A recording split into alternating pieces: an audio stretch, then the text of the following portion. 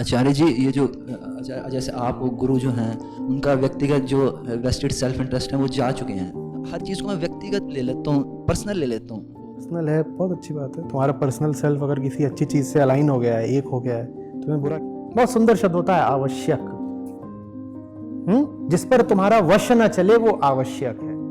अय्याशियां होती हैं, मन कर रहा है, मन नहीं कर रहा है, आज दिल तन्हा सा है, उदास सा है, मन गया भाड़ में।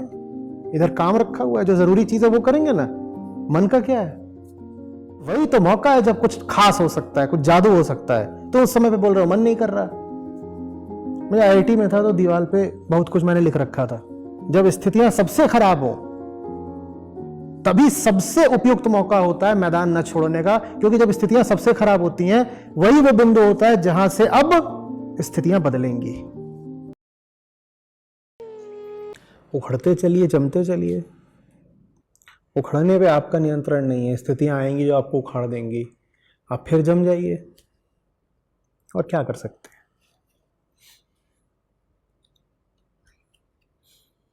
मैं जिम जाता हूँ, वहां पर एक ऐसे पोस्टर लगा हुआ है कि जापानी कहावत है, 7 बार गिरो 8 बार उठो। 7 बार उखड़ो, 8 बार जमो।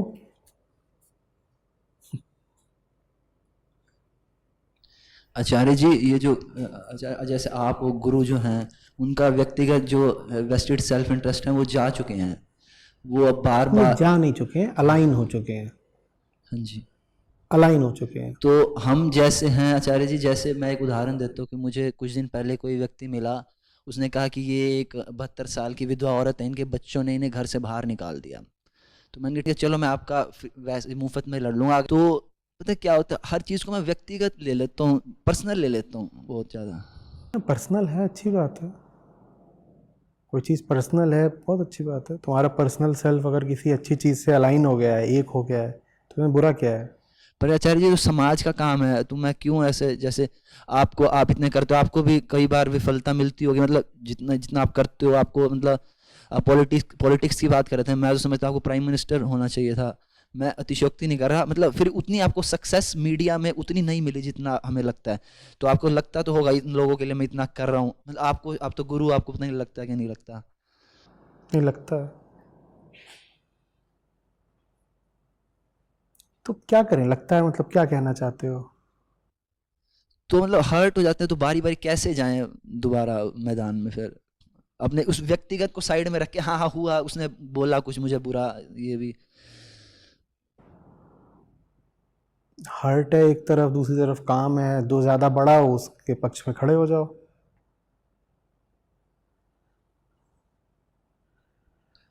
मतलब आचार्य, तो छोटा सा ही काम था वैसे देखा जाए, आप तो इतना अच्छा, बड़ा काम कर मैं रहे हैं। मुंह इधर को करे लेता हूँ, ये शुभंकर बैठा हुआ है। शुभंकर, आज मैंने तुमसे सत्र शुरू शुरू होने से पहले 2 घंटे में कौन सी चीज़ बार बार बोली है सत्र के बारे में ही।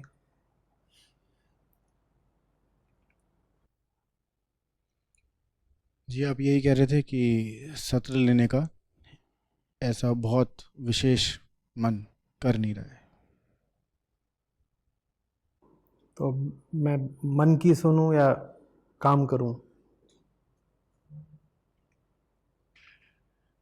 ये बात एक नहीं, मैंने इससे 4 बार बोली होगी आज।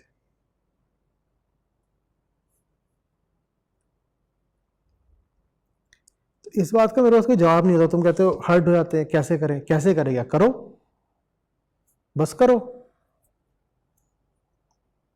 या मन नहीं कर रहा, कैसे करें, करो।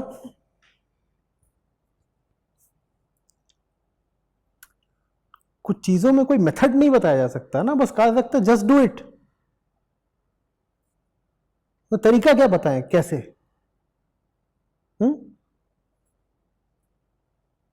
काम जरूरी है तो करो, नहीं जरूरी है तो छोड़ दो। और जरूरी है फिर भी नहीं कर रहे तो इंसान नहीं हो, सवाल मत पूछो। जरूरी नहीं है फिर भी करे जा रहे हो तो भी इंसान नहीं हो, सवाल मत पूछो।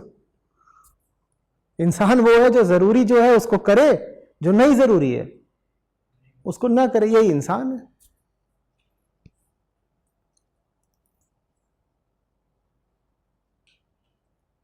सारा अध्यात्म इसी में है। जो आवश्यक है उसके साथ रहो। बहुत सुंदर शब्द होता है आवश्यक। जिस पर तुम्हारा वश न चले वो आवश्यक है। जो तुम्हें अवश्य कर दे, जो तुम्हें बेबस कर दे, वो आवश्यक है। और मन तुम्हें बेबस नहीं कर सकता। मन पे तो तुम चढ़ के बैठ सकते हो। वो एक चीज होती है जिंदगी में जो अगर आ गई तो तुम पर पूरा कब्जा कर लेती है। उसको जिंदगी में बुलाओ, बस उसके गुलाम हो जाओ। अवश्य हो जाओ, अवश्य। क्या करें, हमारा कोई अब बस नहीं चलता। कुछ मिल गया ऐसा जो हमारे गले में पट्टा डाल के हमको चलाता है और हम उसके गुलाम की तरह चलते रहते हैं, कबीर कुत्ता राम का। कुछ जिंदगी में ऐसा आ गया है जिसके आगे अब हम क्या हैं, अवश्य। तो वो है आवश्यक।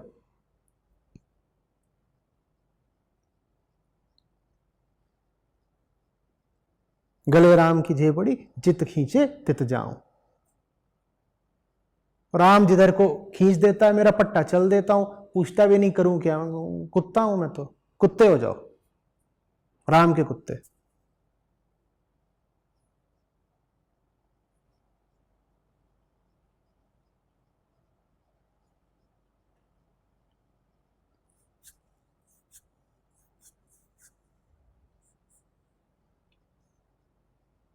ये सब अय्याशियां होती हैं। मन कर रहा है, मन नहीं कर रहा है, आज दिल तन्हा सा है, उदास सा है। ये क्या है?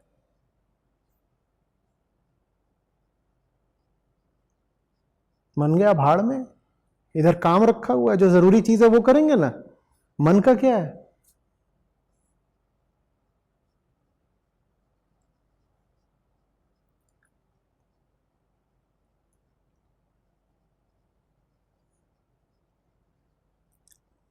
अभी खेल रहे थे कोहली और पुजारा। मन क्या चाहता है? और मुझे बड़ा अच्छा लगता है जब कोई हारती हुई स्थिति में संघर्ष कर रहा हो। ये 350 रन पीछे पहली पारी में, अब संघर्ष कर रहे हैं और बॉलिंग उनकी अच्छी है। सब 6-6.5 फुट के हो, इतना गर्दन पे डालते हैं सीधे गेंद। मजा आ रहा है देखने में। मन का क्या है? मन के मजों का क्या है? तो जरूरी है वो करना ना।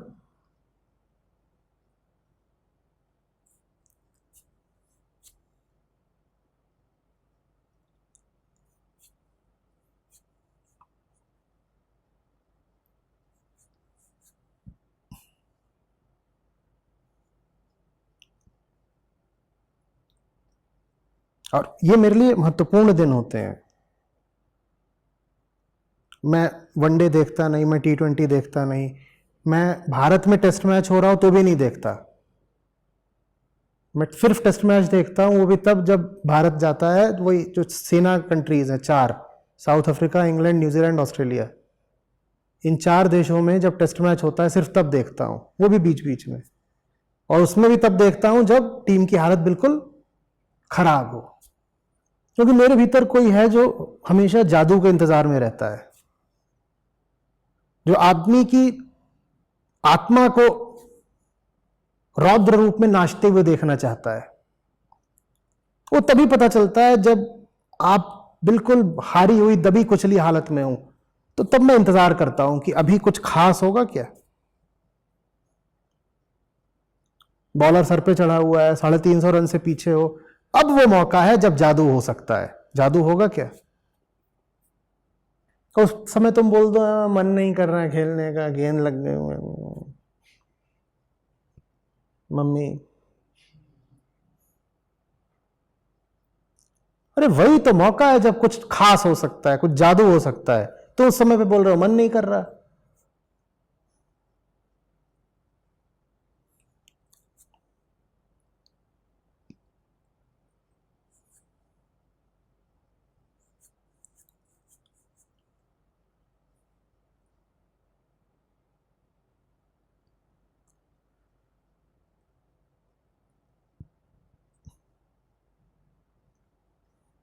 मैं आईआईटी में था तो दीवार पे बहुत कुछ मैंने लिख रखा था।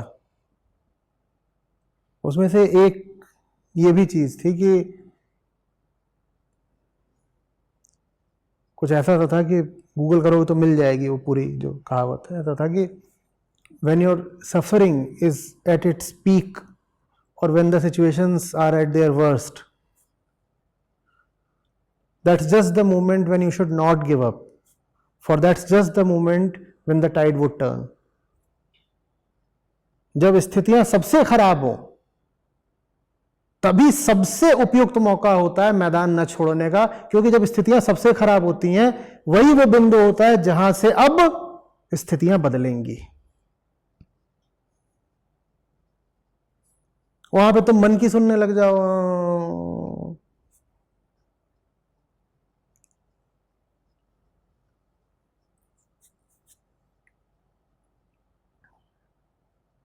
मंचलों के लिए दुनिया की कोई ऊंची चीज नहीं है।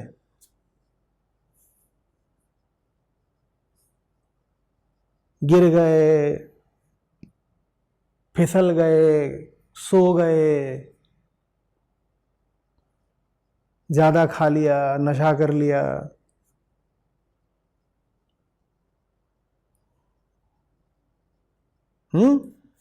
जज्बात बह निकले,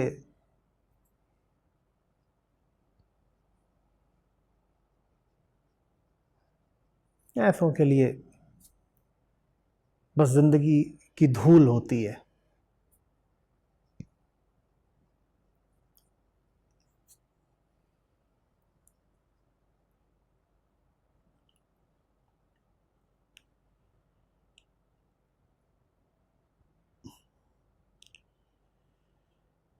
समझ में आ रही बात?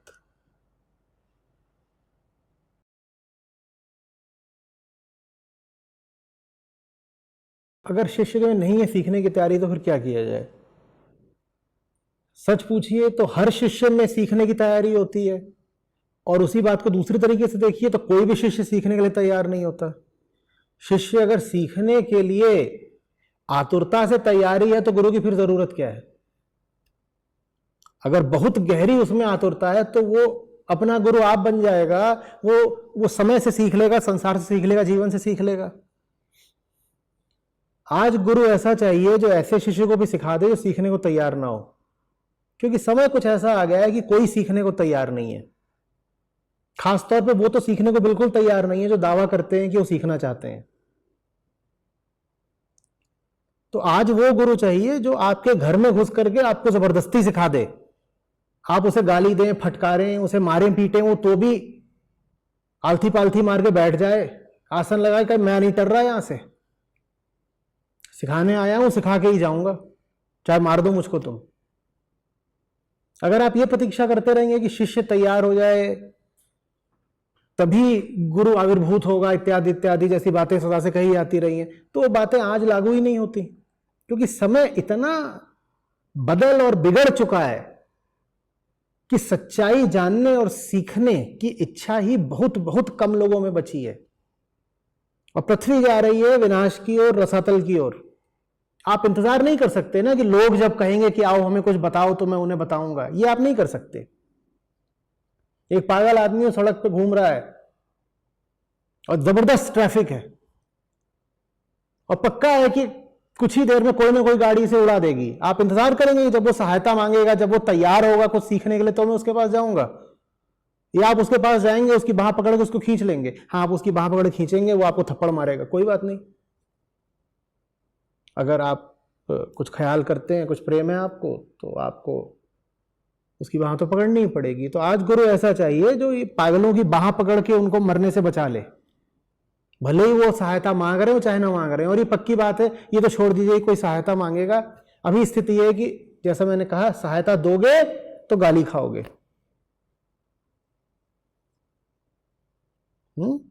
तो एक तल पर आपकी बात बिल्कुल ठीक है कि गुरु बेचारा क्या करे। शिष्य न लागे अंग, कहे कबीर काली चादर कैसे चाढ़े रंग, कि काली चादर पे रंग तो चढ़ नहीं सकता, गुरु बेचारा करे क्या।